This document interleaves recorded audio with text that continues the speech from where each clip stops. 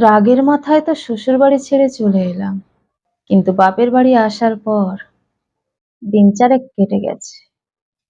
দেখলাম ভাই আর ভাইয়ের বউয়ের মধ্যে শুধুই ঝগড়াঝাটি চলছে। আমি এই বাড়িতে ঢোকার পর থেকেই নানান কারণে ওদের মধ্যে অশান্তি। মাকে জিজ্ঞেস করলাম, "সবসময় কি এরকমই হয় ওদের মধ্যে মা?" মা বলল, "এতটা হয় না। মাঝে, মাঝে হয়, কিন্তু এই কয়েকটা দিন দেখছি একটু বেশিই হচ্ছে।" তাও আমি মেনে নিয়ে বাপের বাড়িতেই থাকছিলাম। কিন্তু মাসখানেক কেটে যাওয়ার পর আর সহ্য করতে পারলাম না। মনে, মনে হলো হয়তো আমার জন্যেই ওদের ২ স্বামী-স্ত্রীর মধ্যে গন্ডগোল হচ্ছে। আমি তো শ্বশুরবাড়ি ছেড়ে চলেই এলাম। এখন কোন মুখ নিয়ে আমি তার কাছে ফিরে যাব? কিন্তু বর্তমান পরিস্থিতি থেকে আমি যা শিখলাম বা বুঝলাম, বোধহয় যতই অশান্তি হোক না কেন, শ্বশুরবাড়িতে স্বামীর কাছে মাটি আঁকড়ে পড়ে থাকাটা বুদ্ধিমানের কাজ। আমি আসার পর আমার ভাইয়ের বউ যেন কোনো কাজ করতেই চায় না। আমার মাই সব করে দেয়। ও শুধু দাঁড়িয়ে, দাঁড়িয়ে রান্নাটা করে। অথচ আমি আসার আগে ও মোটামুটি সব কাজই করত। ও বুঝে গেছে আমি এখন থেকেই এই বাড়ির সদস্য হয়ে গেলাম। তাই জন্য আমি যদি থাকি তাহলে আমি কেন কাজ করে খাবো না? আমারও কাজ করে খেতে হবে। বসে, বসে খাওয়া আমার চলবে না। সেটা আমার ভাইয়ের বউ তার ব্যবহারের মাধ্যমে আমাকে বুঝিয়ে দিয়েছে। সেই সব অশান্তির মধ্যে কে কাকে কি বলেছে সবকিছুই আমার কানে এসেছে। কিন্তু আমি তাদের মধ্যে নাক গলাতে যাইনি।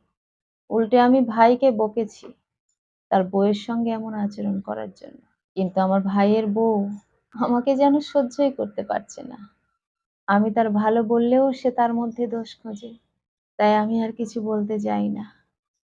প্রতিটি মুহূর্তে আমার এই ভুল সিদ্ধান্ত নেওয়াটা আমাকে কুরে, কুরে খাচ্ছে। স্বামীর সঙ্গে অশান্তি হয়েছিল, শ্বশুর-শাশুড়ির সঙ্গেও হয়েছিল।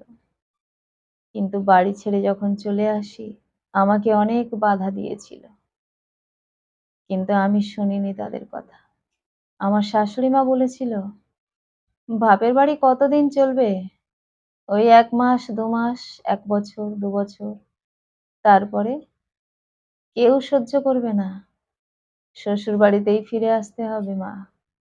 তুমি যতই বাপের বাড়িতে চলে যাও না কেন রাগ করে, ফিরে তোমাকে আসতেই হবে।" আমি বলেছিলাম, "সেই জন্যেই বোধহয় আপনারা আমার উপর এত অত্যাচার করছেন। আপনি ভেবেছেন আমার যাওয়ার কোথাও নেই, এখানেই থাকতে হবে। তাই জন্য যা খুশি তাই করে যাচ্ছেন। দেখা যাক কতদিন থাকতে পারি।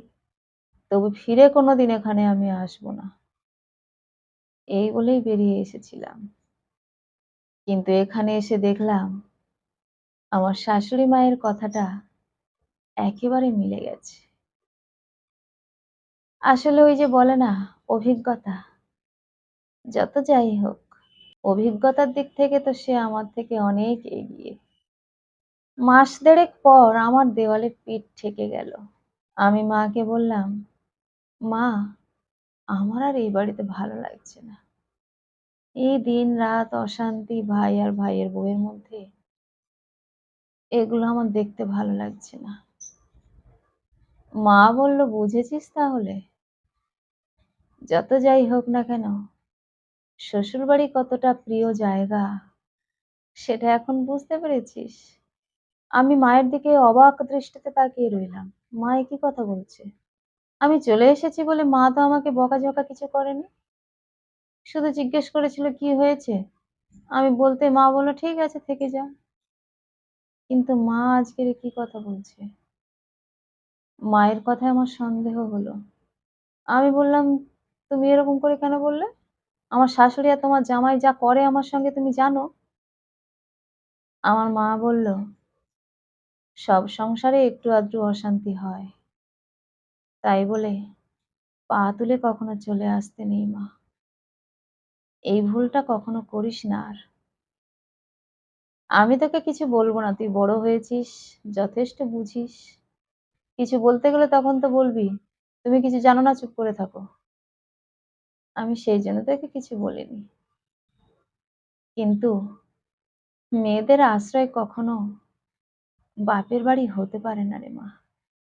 বাপের বাড়িতে থাকা মানে দাদা, বৌদি, ভাই, ভাইয়ের বউয়ের সঙ্গে একসঙ্গে থাকা। আর কোনো বউই মেনে নেবে না যে কোনো ননদ বিয়ের পরও বাপের বাড়িতে এসে উঠে থাকুক। তাই জন্য তোকে বললাম, এবার তুই ভেবে দেখ তুই কি করবি। ঠিক সেই সময় দেখলাম আমার ভাইয়ের বউ ব্যাগপত্র গুছিয়ে নিয়ে তাড়াহুড়ো করে বাইরে বেরিয়ে যাচ্ছে।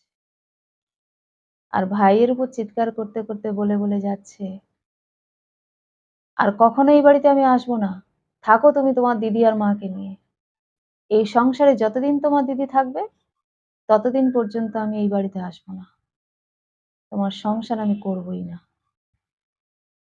আমি সঙ্গে সঙ্গে দৌড়ে গেলাম।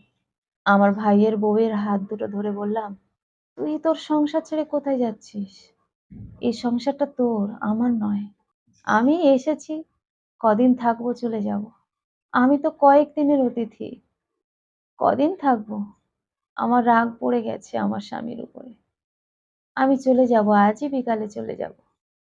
তুই অমনটা করিস না বোন, উঠে আয়। এরকম রাগ করে শ্বশুরবাড়ি ছেড়ে যাস না।" আমিও রাগ করে শ্বশুরবাড়ি ছেড়ে চলে এসেছিলাম। কিন্তু এখন বুঝতে পারছি আমি কত বড় ভুল করেছিলাম। যত যাই হোক, স্বামীর মতো আপন কেউ হয় না রে বোন। তুই রাগ করিস না, উঠে আয়। আমার কথা শুনে আমার ভাইয়ের বউ একটু যেন চুপ হয়ে গেল। খুব আস্তে আস্তে আমাকে জিজ্ঞেস করলো, "তুমি চলে যাবে? তুমি তো বললে আমি চলে এসেছি একেবারের মতো।" আমি বললাম, "হ্যাঁ, বলেছিলাম। আসলে তখন তোর নন্দাইয়ের উপরে আমার প্রচন্ড রাগ ছিল। কিন্তু এই ১-১.৫ মাস কেটে গেছে, সে রাগ আমার উধাও হয়ে গেছে। আমি ভেবে নিয়েছি আজকে বিকালেই চলে যাব। আর তুই কিনা আজ এই দুপুরবেলা বাড়ি ছেড়ে চলে যাচ্ছিস। ওরকম করিস না বোন, চলে আয়।" আমার ভাইয়ের বউ আর কোনো কথার উত্তর না দিয়ে তার ব্যাগপত্র নিয়ে আবার ঘরের মধ্যে ঢুকে গেল। আমি মনে মনে ভাবলাম, নিজের সংসারটা তো ভেঙেছি প্রায়, আবার নিজের ভাইয়ের সংসারটাও ভাঙবো। তার থেকে আমি সব ব্যাগপত্র গুছিয়ে নিই। যা যা এনেছিলাম রাগ করে সব নিয়ে চলে যাব। তার আগে স্বামীর কাছে ফোন করে ক্ষমা চেয়ে নেব। আশা করি সে আমাকে ক্ষমা করে দেবে। কলমে ও কণ্ঠে সোমা।